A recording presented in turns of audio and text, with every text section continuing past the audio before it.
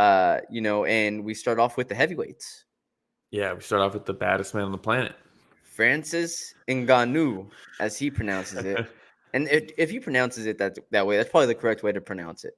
I think I've never he met probably anybody that pronounces it better than mispronounces their own anyone. way. I'm sure they're out there.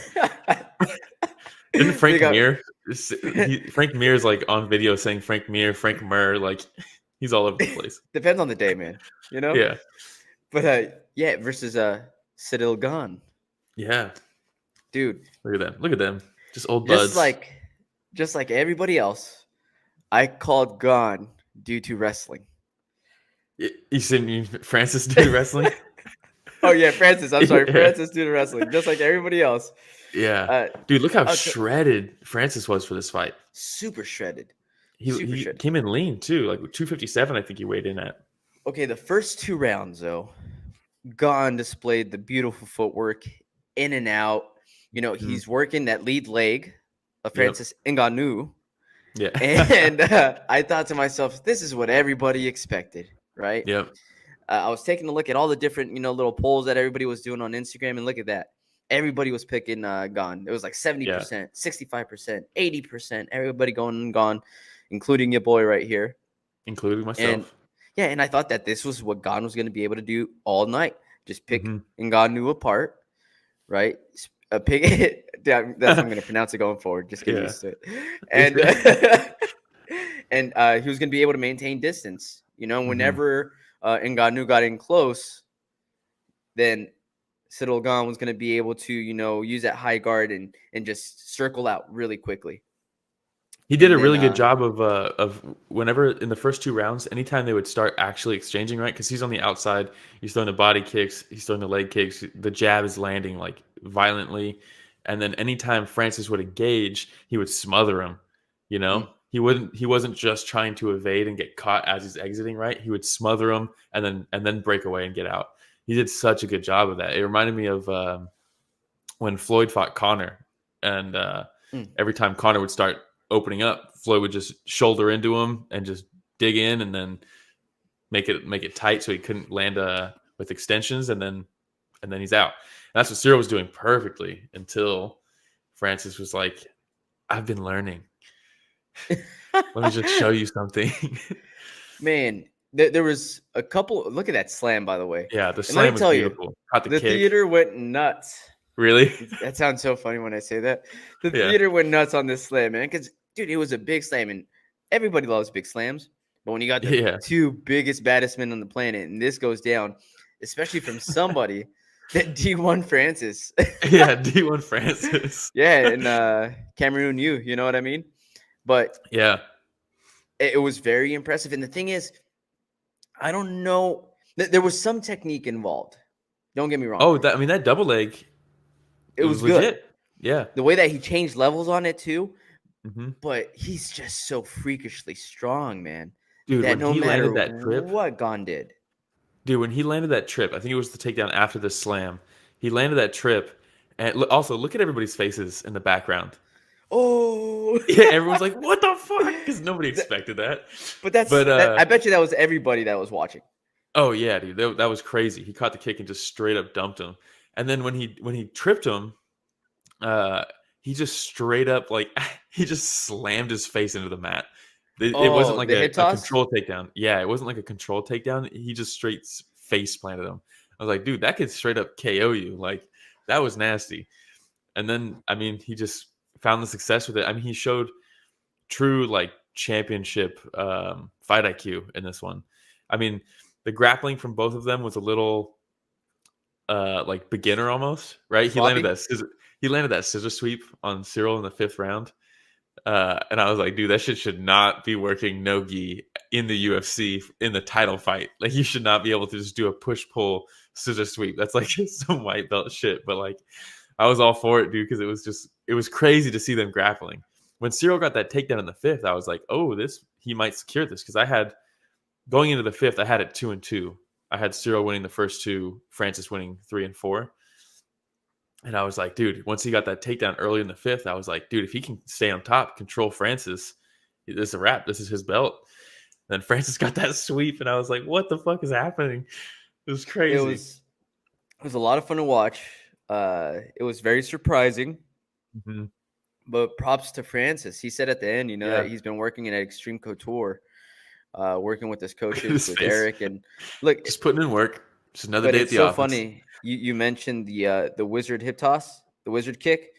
Because I notated that because that was really, really bad, and I don't think people realize like just how dangerous that could have been for Gane. Oh yeah, seriously. Face down, man. Yeah, and how much takedown defense do you think Cyril was doing in camp for this fight? You think he was drilling takedown defense? Not at every all. day? Not I at don't all. know. It was crazy. It Look was at the shot crazy. at the end. I know. This kind of lets you know, right? Gane must have known at the end of that third round, like, man, they knew it was 2-2. I didn't do enough. They knew it was 2-2. He got swept and he got controlled. He knew, right?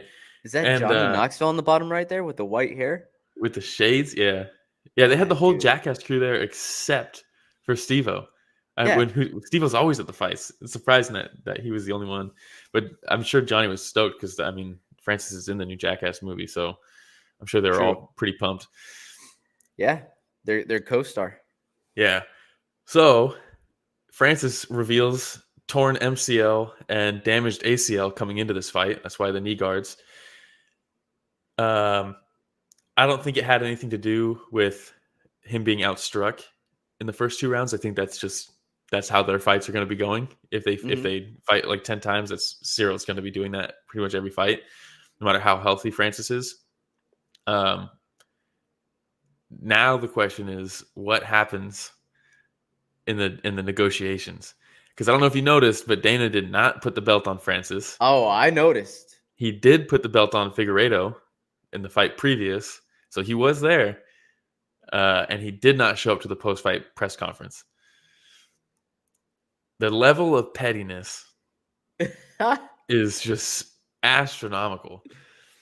Dana White, man, like you have a star in Francis, a guy who could knock everybody out and is showing that he's getting better and is adding wrestling. Dude, if Francis just got really good at power double legs, it's a wrap. Who's defending that? Can you imagine? And here you are just being so petty about it all. Yeah, that was I'm surprised they didn't just give it to Bruce Buffer and say, "Hey, dude, after you announce it, just hand this over to Francis."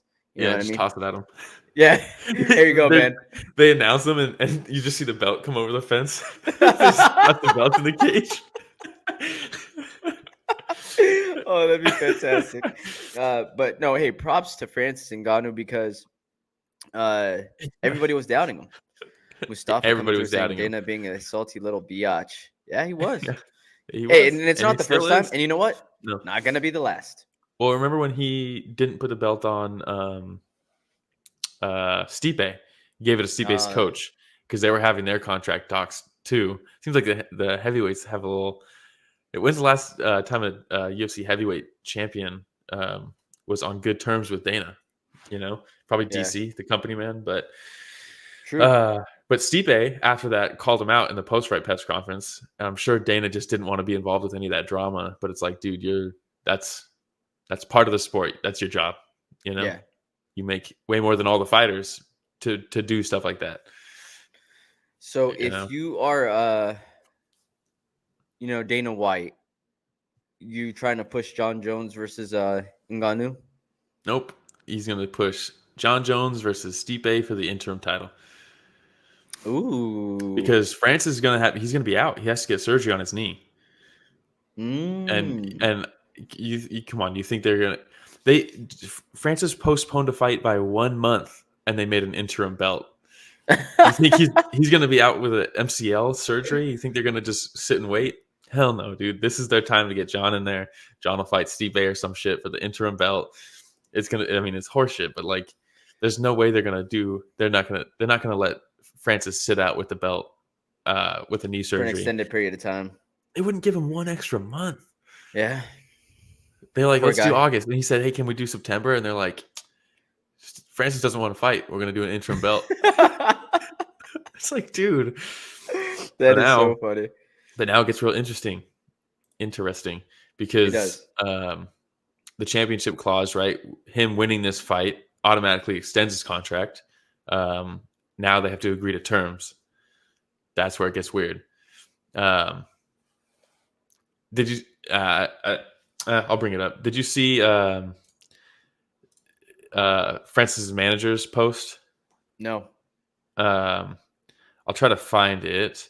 He got a text message from someone with a Vegas area code that was not super happy about Francis winning. It's pretty bad. Really? I'll try to pull it up. Yeah, it's like just a random text him. I don't know if it's a manager or if it's it might be a UFC employee. I wouldn't be surprised if it was. Dana's burner phone. Now. Dana's burner phone. Yeah, exactly. Because when he left from ESPN, he got a text message from a random Vegas area code that was like, "Told you we'd like run you into the ground or run you out of ESPN or some shit like that." Oh damn. Yeah, and this one, let's see. Same number? It says, no, I doubt it. It says, let's see. Wait, hold on. Let me just make sure this. All right, these are not my words. It says, let's see who gets the last word after tonight, you dumb black bitch. The fact that Francis would ever listen to you lets you know how much of a dumb piece of shit he is, too. After this, you'll go back to selling suits at Nordstrom, you fucking moron. And then 3 middle finger emojis.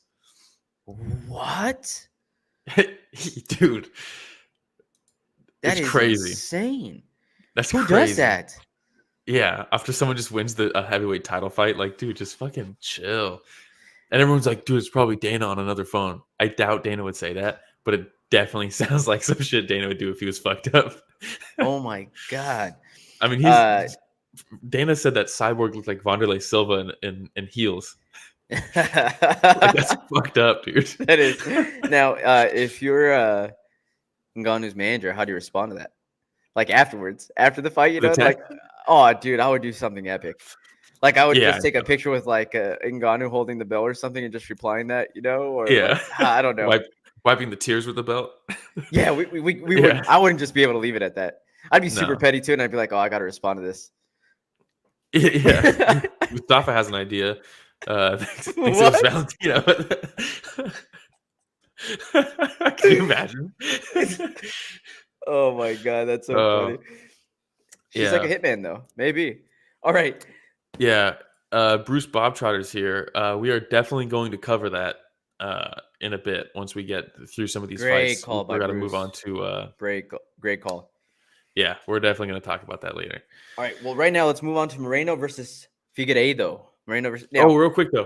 If Francis isn't out for too long and they do Francis versus John Jones, I think John Jones will be the next heavyweight champ. Yep. I mean, didn't you pick John Jones to hold the belt by the end of the year? Oh, I don't know. In our predictions episode, I know I did. Maybe, but I think either her or AJ McKee, one of the two. Bunch of randoms.